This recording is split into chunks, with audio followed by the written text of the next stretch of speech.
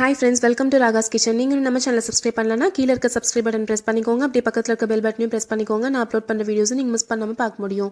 Friends, இன்னைக்கு வீடியோல நிறைய பேர் வந்து நம்ம கிட்ட இந்த மாதிரி காது ஓட்டை ரொம்ப பெருசா இருக்கு, அது சின்னதாகிறதுக்கு ஏதாவது டிப்ஸ் சொல்லுங்கன்னு சொல்லி கேட்டிருந்தீங்க. அதுக்காக தான் ஃப்ரெண்ட்ஸ் இந்த வீடியோ போட்டிருக்கேன். ஆக்சுவலி இது வந்து பாப்பாவுடைய காது ஓட்டை இது சின்னதாக தான் இருக்கு. என்ன பண்ணுன்றதை நான் அவளோட காதில் பண்ணி காமிக்கிறேன். ஸோ உங்களுக்கு ஈஸியாக இருக்கும் இது மாதிரி பண்ணும் அப்படின்னு தெரிஞ்சுக்கிறதுக்கு.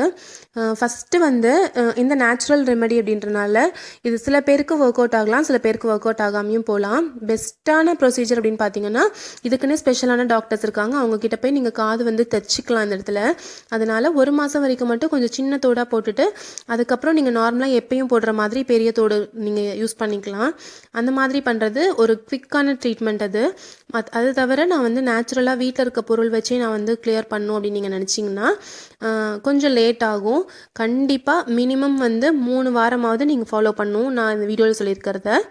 அதுக்கப்புறம் 2 months 3 months கூட ஆகலாம் சில பேருக்கு. ஒவ்வொருத்தருடைய காதுடைய இந்த ஸ்கின் பொறுத்து அது வந்து எப்படி வளர்ச்சி, எவ்வளோ பெருசு ஓட்டை இருக்குது, இதெல்லாம் பொறுத்து அது மாறும். ஃபஸ்ட்டு ஒரு பவுல் எடுத்துக்கலாம், கொஞ்சமாக தூளுப்பு எடுத்துக்கோங்க, கொஞ்சம் தண்ணி விட்டுக்கோங்க. இதை நல்லா மிக்ஸ் பண்ணிக்கோங்க.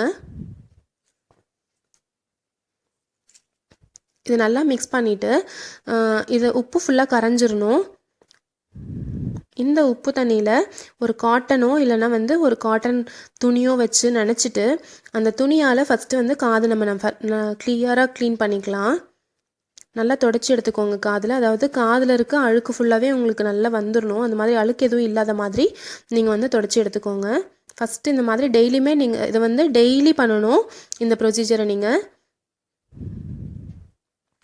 டெய்லி எதிர் உங்களுக்கு எப்போ டைம் இருக்கோ, நைட்லேயோ இல்லைனா பகல்லையோ எப்போ வேணாலும் செய்யலாம். பட் இது செஞ்சதுக்கப்புறம் நீங்கள் வந்து ஒரு 10 hours கிட்ட தோடு போடாமல் இருக்கிறது பெட்டர். அதனால் நைட்டில் நீங்கள் இதை வந்து ஃபாலோ பண்ணலாம். நல்லா தொடச்சிட்டு கொஞ்சமாக தேங்காய் எண்ணெய் எடுத்துக்கோங்க, 2 சுட்டளவுக்கு. விரல் லைட்டாக தொட்டுட்டு உங்களுடைய காது ஓட்டைக்கிட்ட நல்லா வந்து சர்க்குலர் மோஷனில் இந்த மாதிரி வந்து மசாஜ் பண்ணி கொடுங்க. பாருங்கள், இந்த மாதிரி நல்லா அழுத்தி இந்த மாதிரி மசாஜ் பண்ணிக்கோங்க. இந்த மாதிரி மசாஜ் பண்ணுறனால இந்த இடத்துல பிளட் சர்க்குலேஷன் வந்து உங்களுக்கு பிளட் சர்க்குலேஷன் அதிகமாகறனால இந்த ஓட்டை வந்து கூடிய சீக்கிரமே உங்களுக்கு வந்து கொஞ்சம் கொஞ்சமாக அந்த தோல் உங்களுக்கு வளர்ந்து உங்களுக்கு சின்னதாயிரும் அந்த ஓட்டை. அதுக்கப்புறம் நீங்கள் எப்பயும் மாதிரி நார்மலாக பெரிய பெரிய ஸ்டெட்ஸ் கூட போட்டுக்கலாம்.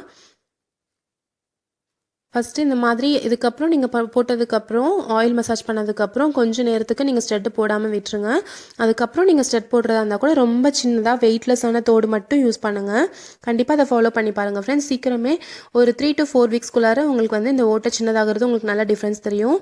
இந்த வீடியோ கண்டிப்பாக உங்களுக்கு யூஸ்ஃபுல்லாக இருந்திருக்கும்னு நினைக்கிறேன். யூஸ்ஃபுல்லாக இருந்துச்சுன்னா நம்ம சேனல் ராகாஸ் கிச்சனில் ஒரு லைக் கொடுங்க, ஃப்ரெண்ட்ஸ் கூட ஷேர் பண்ணிக்கோங்க, சப்ஸ்கிரைப் பண்ணி வச்சுக்கோங்க.